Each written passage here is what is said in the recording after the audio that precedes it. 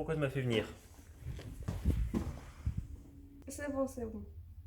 Pour te prouver que la géographie est bel et bien une discipline scientifique, j'ai lu un super article. La géographie est une science de Henri Bollig. C'est super instructif et j'aimerais que tu le lises.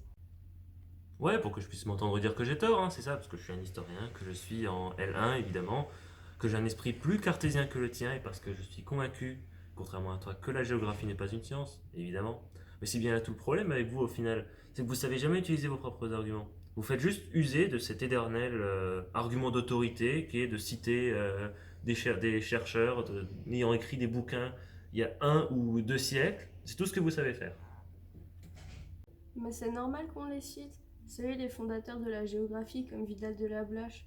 C'est eux qui ont permis à la géographie de s'épanouir, de trouver ses lettres de noblesse et de s'enrichir méthodologiquement. C'est eux qui ont étudié l'épistémologie de la géographie. Certes, mais tu remarqueras que la majorité d'entre eux n'étaient pas des géographes. Ils étaient historiens, au mieux, ou biologistes, ou alors issus d'autres disciplines encore. Voilà, j'en sais, un météorologue. Mais ils se sont jamais vraiment revendiqués géographes. Tu peux pas dire ça. D'ailleurs, ça confirme en quelque sorte que la géographie n'est jamais qu'une sous-discipline parmi d'autres disciplines. Elle regroupe des disciplines, mais c'est juste un outil pour d'autres, plus grandes, plus importantes. C'est justement parce qu'elle touche à plusieurs disciplines que la géographie est une science au domaine très vaste, touchant à moult sujets. C'est pas une sous-discipline, c'est une discipline à part entière qui a le nécessaire besoin de la participation de tous les confrères de toutes spécialités pour s'épanouir dans le monde de la recherche. D'ailleurs, l'importance grandissante de la géographie dans le monde universitaire depuis le début du XXe siècle, ça prouve bien qu'il s'agit d'une science de grands intérêts, sinon elle n'aurait pas connu une pareille croissance et elle n'aurait jamais apporté autant de connaissances. Aujourd'hui, elle est nettement organisée en géographie humaine, physique et géodésie.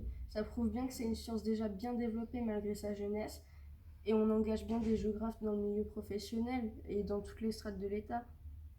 Regarde de la Blache, elle a fait découvrir la géographie à la France et l'a même écrit pour l'enseignement national. Certes, elle a été parfois reconnue par de grandes institutions, mais est-ce que ça lui donne une véracité pour autant?